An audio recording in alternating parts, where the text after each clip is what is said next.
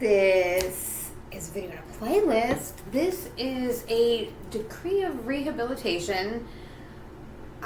This is a letter from King Xerxes, or in this one it's Ahasuerus, to the Satraps in the 127 provinces. I am reading from Esther chapter 8. This is after Haman was hanged on the gallows, which he erected for Mordecai.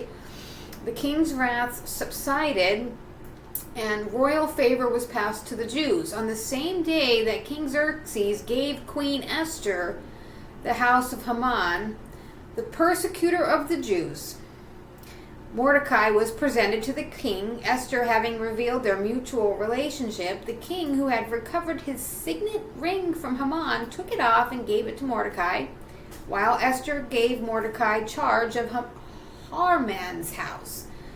Esther again went to speak to the king, and she fell at his feet, weeping and imploring his favor to frustrate the wicked scheme devised by Haman the Agagite and his plot against the Jews. The Jews held out the golden scepter to her, whereon Esther rose and stood face to face with him. "If such it's the king's good pleasure," she said, "and if I have found favor before you, if my petition seems proper, and if I myself am pleasing to his eyes, may he be pleased to write a written revocation of the letters which Haman, the son of Hammedatha the Agagite, contrived to procure the destruction of the Jews in every province of the realm.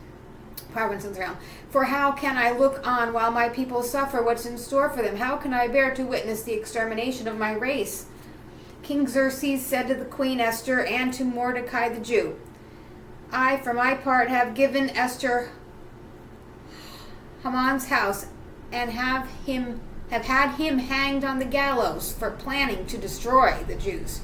You are now free to write to them as you judge best in the king's name, and seal what you write with the king's signet. An order written in the king's name, sealed with his signet, is irrevocable." And the royal scribes summoned at once. It was the 3rd month, the month of Sivan, and it was on the 23rd day. And at Mordecai's dictation, an order was written to the Jews, the satraps, the governors, the administrators of the provinces stretching from India to Ethiopia, 127 provinces, to each province in his own script, and to each people in his own language, and to the Jews in their own script and language. These letters, written in the name of King Xerxes and was sealed with the king's signet, were carried by couriers on mounted horses from the king's own stud farms.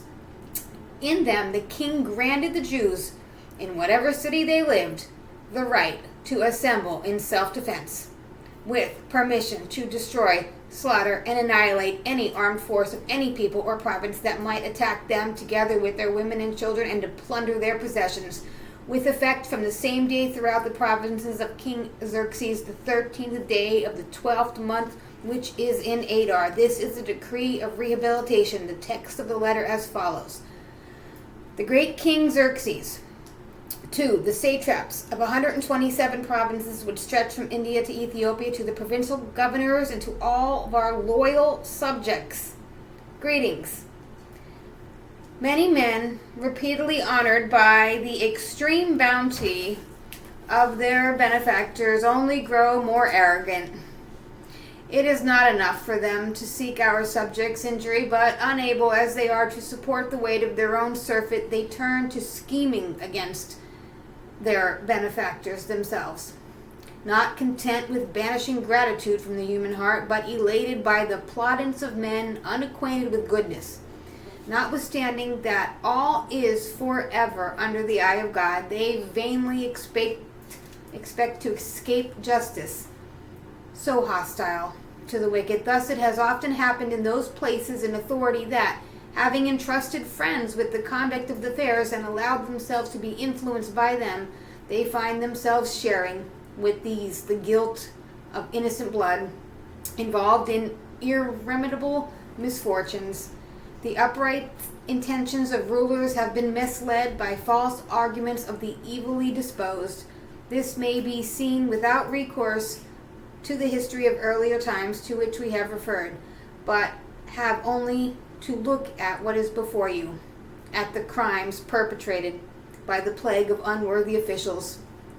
For the future, we will exert our efforts to assure the tranquility and peace of the realm for all by adopting new policies and by always judging matters that are brought to our notice in the most equitable spirit.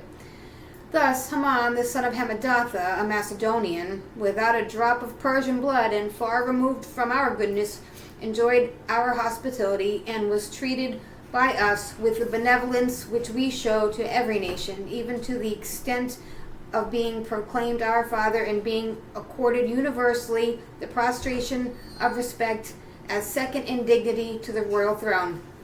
But he, unable to keep within his own high rank, schemed to deprive us of our realm and of our life.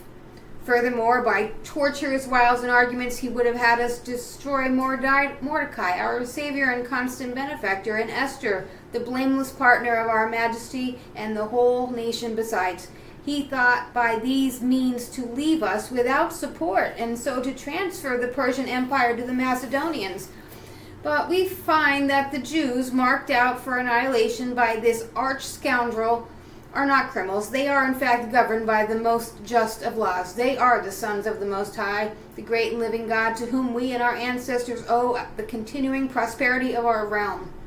You will therefore do well not to act on the letter sent by Haman, the son of Hammedatha, since the author has been hanged at the gates of Susa with his whole household, a well-earned punishment, which God, the ruler of all things, has speedily inflicted on him. Put up copies of this letter everywhere and allow the Jews to observe their own customs and come to their help against anyone who attacks them on the day originally chosen for their maltreatment. That is the 13th day of the 12th month, which is Adar. For the all-powerful God has made this day a day of joy and not of ruin for his chosen people. Jews, for your part, among your solemn festivals, celebrate this as a special day with every kind of feasting, so that now and in the future for you and for the Persians of good it may commemorate your rescue, and for your enemies may stand as a reminder of their ruin. Every city, and more generally every country which does not follow these instructions, will be mercilessly devastated with fire and sword, and made not only inaccessible to men, but hateful to wild animals and even birds forever.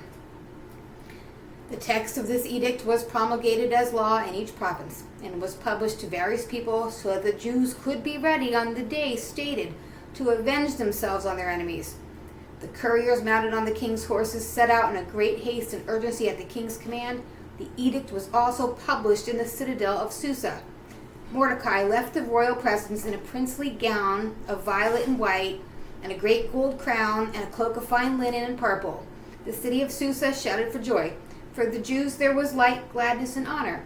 In every province and every city where the king's command and decree arrived, there was joy and gladness among the Jews, feasting and holiday making. Of the country's population, many became Jews now that the Jews were feared.